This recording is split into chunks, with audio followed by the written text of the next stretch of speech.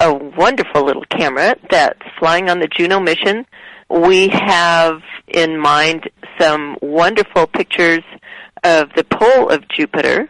The Juno orbit around Jupiter is quite unique compared to past missions that have either gone into orbit or flown by, because those were all in Jupiter's equatorial plane.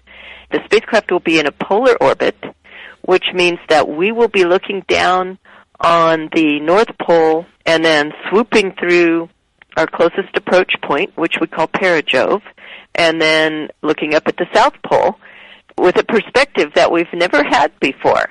So we expect to get really fabulous images of the poles. And then during the 2 hours between the North Pole and the South Pole, we pass very close to Jupiter, within about 3,000 kilometers of the cloud tops. Wow. So we will get unprecedented close-ups of those clouds. So these close-ups, are you hoping to see better images than we got back from, let's say, Galileo and Voyager, since they're the other two visitors? Yeah, we expect to see much higher detail in the pictures. They will be color. I guess my nightmare scenario would be that it looks like a fog bank. I think we know just from previous conversations about JunoCam, mostly with my colleague, Emily Lakdawala, this camera is still billed as not essential to the mission, except that it's going to get so much interest from the public. And really, it's for the public, it's because of the public that it exists, right? Yes, that's correct.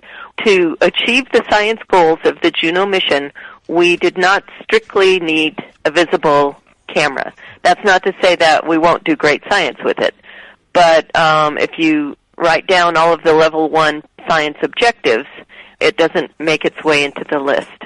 We included the camera because we really wanted to get pictures that are accessible to the public, that will be exciting to the public. And once we had made that decision, we said, well, why don't we involve the public in a very meaningful way? In other words, let's enable public participation in the operation of this instrument. It's 4 components. We have amateur astronomers already helping us by sending us their pictures that they're taking of Jupiter right now.